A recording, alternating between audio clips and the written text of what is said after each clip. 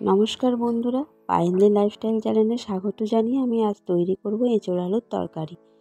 তাহলে এবার দেখে নিই কীভাবে করব রেসিপিটি। তো তার আগে বলে দিই, তোমরা একটু অবশ্যই লাইক, কমেন্ট, শেয়ার করে দেবে ভিডিওটা ভালো লাগলে, আর সাবস্ক্রাইব করে দেবে। তো চলো এবারে রান্নাটা শুরু করা যাক। প্রথমেই আমি এঁচোড় আর আলুগুলোকে কেটে নিয়েছি ভালোভাবে, আর সেগুলোকে অল্প নুন আর জল দিয়ে আমি এগুলো সেদ্ধ করতে দিয়ে দিয়েছি। আর এদিকে মশলা নিয়ে নিয়েছি। এখানে সব কিছুতেই আমি নিয়েছি গুঁড়ো ব্যবহার করব, কিন্তু অল্প করব। এখানে আস্ত জিরে আর আস্ত গোটা ধনেকে বেটে নিয়েছি, টমেটো কুচি নিয়েছি, পেঁয়াজ কুচি আর আদা রসুন বাটা নিয়েছি। সব কিছুটাই আমি শিলে ভালোভাবে বেটে নিয়েছি। তারপরে দেখো, এখানে আমি 10-15 মিনিটের জন্য এঁচোড় আলুটা সেদ্ধ করতে দিয়ে দিয়েছিলাম। প্রায় হয়েই এসছে। এবারে এর মধ্যে আমি দিয়ে দেব হলুদ গুঁড়ো। অল্প করে হলুদ গুঁড়ো দিয়ে দিলে কী হয়, এঁচোড়ের ভেতরে হলুদটা ভালোভাবে ঢুকে যাবে। তাহলে যখন আমি রান্নাটা করব তখন সমস্ত কিছুটাই দেখতে ভালো লাগবে, না হলে সেই ফ্যাকাশে ফ্যাকাশে থেকে যায়। দেখো, আমি আবারও ঢাকা দিয়ে আরেক ফুট দিয়ে দেবো, কারণ হলুদের গন্ধটা যাতে না ছাড়ে তার জন্য আরেকবার ফুটিয়ে নিচ্ছি। ভালোভাবে সেদ্ধ আমার হয়ে গেছে। আমি এবার এটাকে জল ঝরিয়ে নেব। একটা ঝুড়িতে নিয়ে আমি জলটা ঝরিয়ে নিচ্ছি, আর যে বাকি জলটা আছে ওই জলটা আমি ফেলে দেব। আরেকটা কথা বন্ধুরা, সরি বলতে ভুলে গেছি, এঁচোড়টা সেদ্ধ করার সময় আমি অল্প একটু তেল দিয়েছিলাম। যেহেতু এঁচোড়ে আঠা থাকে, কড়াটায় চিটিয়ে গেলে পরিষ্কার করতে অসুবিধে হয়। এরপরে আমি চলে এসেছি কড়াইটা পরিষ্কার করে নিই। তার মধ্যে দিয়ে দিলাম সাদা তেল। তোমরা সাদা তেলও করতে পারো, সর্ষের তেলও করতে পারো। আমি সাদা তেলে করলাম। আর তেলটা আমি খুবই অল্প ব্যবহার করেছি, কারণ বাড়ির লোক আমরা একটু তেল কমই খাই। তো দেখো, তারপরে দিয়ে দিলাম এখানে তেলটা দিয়ে চিনি দিয়ে দিলাম। চিনিটা অল্প রং করার জন্য দিয়েছি।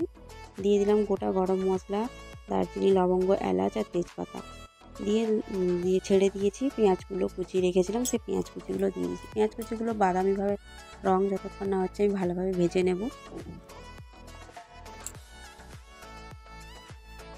সুন্দরভাবে পেঁয়াজ কুচিগুলো ভাজা হয়ে গেছে। দিয়ে দিলাম আদা রসুন বাটাটা। আদা রসুন বাটাটা দিয়ে আমি আবারও ভালোভাবে ভেজে নেব। আর মশলাটা যাতে পুড়ে না যায় ভাজতে ভাজতে, তার জন্য আমি একটু দিয়ে দিলাম মশলা ধোয়া জলটা। এবারে আমি দিয়ে দেবো এর মধ্যে হলুদ গুঁড়ো, আর দেবো স্বাদ মতো নুন। যেহেতু সেদ্ধর সময় হলুদ আর নুন দুটোই দেওয়া হয়েছে এঁচোড়ে, তাই এখানে স্বাদ মতোই দিতে হবে। এগুলো দিয়ে আবারও ভালোভাবে উপকরণগুলো মিশিয়ে নেব।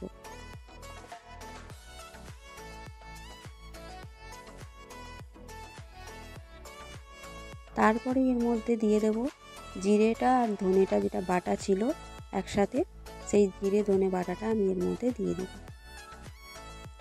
আবারও সুন্দরভাবে সমস্ত উপকরণগুলো মিশিয়ে ভেজে নিতে হবে মশলাটা। আবার মাঝে মাঝে জল অ্যাড করে দিতে হবে, যাতে না কড়াইটায় মশলাটা ধরে যায়। সমস্ত কিছু দিয়ে লাস্টে দিয়ে দেব টমেটো কুচি। টমেটোটা ভালোভাবে সেদ্ধ হয়ে আসার পর অল্প কিছু গুঁড়ো মশলা দেবো। সেটা হচ্ছে অল্প একটু লঙ্কার গুঁড়ো দেবো, আর অল্প একটু কাশ্মীরি রেড চিলি পাউডার দেব। আর এখানে একটু হলুদটা আমার একটু কম লাগছিল বলে আমি আরও একটু হলুদ অ্যাড করেছি।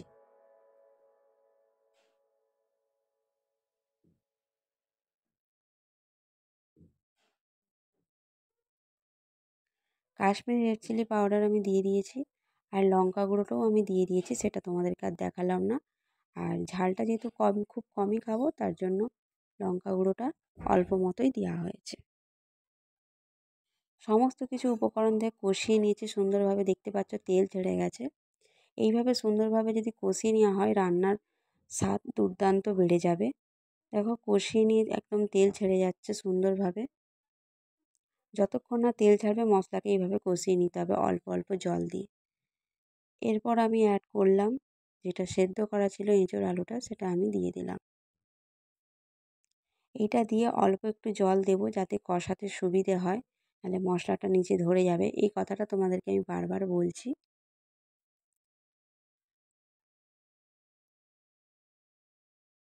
ভালোভাবে কষানোর জন্য আমি 5 মিনিট ঢাকা দিয়ে কষাবো। 5 মিনিট পর ফিরে এসে দেখতে পাচ্ছ আমার সুন্দরভাবে কষানো হয়ে গেছে। ভালোভাবে কষিয়ে নিতে হবে। যত মশলাটাকে সবজির সাথে কষানো হবে ততই খাবারের টেস্ট ভালো লাগবে। আর তোমরাও চেষ্টা করবে সেইভাবেই করার। এবারে দেখো আরও একবার আমি নেড়ে নিলাম। এবার আমি আস্তে আস্তে করে এবারে জল দিয়ে দেব। জলটা যে যার পরিমাণ মতো দেবে। আমি এখানে গরম ভাতের সঙ্গে সবার জন্য করেছি, একটু ঝোলঝোলই করব। মানে কষা কষাই হতো, এটা ঝোলঝোল করব এই কারণেই, সবার জন্য করছি। ঝোলটাও আমার সুন্দরভাবে ফুটে গেছে। 5 মিনিটের জন্য ঝোলটা ফুটতে দিয়ে দেবো হাই ফ্লেমে। যেহেতু আমার সব কিছু আগে থেকে সেদ্ধ করা আছে তাই বেশিক্ষণ এটাকে ফোটানো যাবে না। এবারে আমার এটা সুন্দরভাবে ফুটে গেছে। এর মধ্যে দিয়ে দেবো অল্প গরম মশলা গুঁড়ো। গরম মশলা গুঁড়োটা দিয়ে 5 মিনিট ফুটিয়ে নিলেই আজকে তৈরি হয়ে গেল এঁচোড় আলুর তরকারি। রেসিপিটা তোমাদের কেমন লাগলো অবশ্যই লাইক, কমেন্ট, শেয়ার করে জানাবেন। আর দেখা হচ্ছে পরের কোনো নেক্সট ভিডিওতে। তোমরা সবাই ভালো থাকবে।